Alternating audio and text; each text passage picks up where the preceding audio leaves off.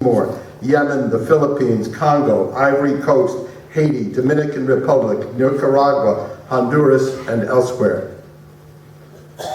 When America has not sent troops, it has sent arms, trained soldiers, created alliances, and supported proxy armies, sometimes with grotesque paradoxes, such as helping Saddam Hussein invade Iran, precipitating a bloody stalemate from 1980 to 1988, 500,000 dead, and then barely 3 years later turning against Saddam with, quote, Operation Desert Storm, quote, and after that in 2003, quote, Operation Iraqi Freedom, unquote.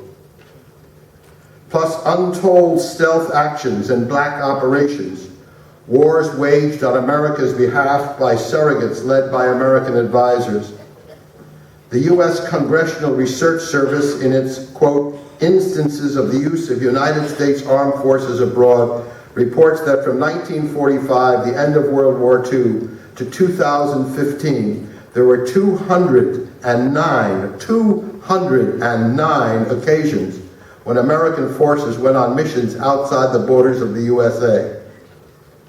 Over those 70 years, only 5 were without at least one military excursion. Many years had several. Since 1979, every year saw American military action abroad. Some were humanitarian missions, but many, even those with apparently humanitarian intentions, enforced U.S. policy. In addition to open warfare, American troops and military advisors are stationed around the world. American arms equip many armies, and even in so-called free and open society, even in a so-called free and open society, the American society, do we know how many secret actions there have been, and how many are going on now? Do we know how many have been tortured and murdered in the name of peace and freedom? And what about the wars within American borders? War being used only partly metaphorically. The war on drugs, the war on terror, the war on cancer, the war on women, the war on Christmas, or the rampant gun violence from the assassination of the Kennedy brothers, Martin Luther King and Malcolm X, to the bombing of black churches and a string of serial murders, not to mention ongoing street and domestic violence. American society and culture is infected and deformed by a plague of wars.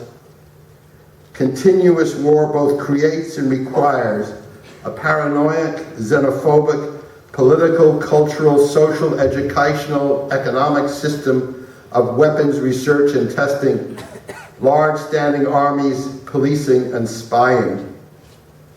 In the USA, we are bombarded, yes, I am aware of the metaphor, by messages telling us to enjoy the benefits of peace, consumer goods, leisure, and free speech, while waging, again, note the metaphor, wars foreign and domestic.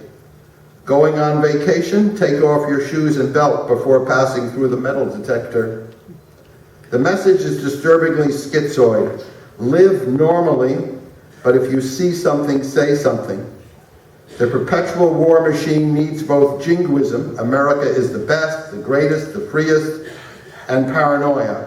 America is under attack, our way of life is threatened, they are penetrating our borders. All these military engagements, married to war, cost plenty. American spending on arms average out to $330 billion in 2012 dollars a year from 1940 to the present. That adds up to about $25 trillion, or to put it in Indian terms, more than 24 lakh crore dollars. 24 lakh crore dollars, more than that. Can you even imagine what such a pile of gold would buy if put to constructive uses? Healthcare, education, public works, housing, arts. Maybe it doesn't make sense to unilaterally disarm, but neither does it make sense to be the world's #1 military spender for years, decades, generations, forever. Not since Rome, and remember how swiftly Rome went from republic to imperium to decay, not since Rome has an empire so expended itself. And the cost is not just dollars. The cost is personal, cultural, and spiritual. What is it about war? Is it all greed and power? No. Indo-European and Middle Eastern cultures love war. The foundational myths celebrate battle, conquest, and martial valor.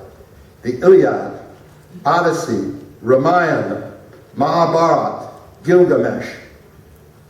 Yes, ancient Greek theater brings the claims of women against war. Witness the Oresteia, Antigone, the Trojan women, and Lysistrata. But even so, heroism is honored and war celebrated, as in the Persians and Ajax. The Bible features God's war against Pharaoh, the 10 plagues, the destruction of Jericho, the ethnic cleansing of Canaan, and King David's bloody expeditions.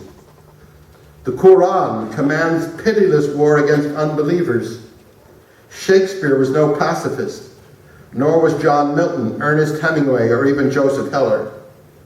Pop culture, from video games to contact sports, is driven by violence and saturated with metaphors of war. In fact, war is a powerful performative, an operation of the creative imagination, drawing people into enactments of valor, martyrdom, and national glory, spinning out myriad powerful narratives. It is time to create new performed imaginaries equally powerful to war. I'll repeat that. It is time to create new performed imaginaries equally powerful to war. For all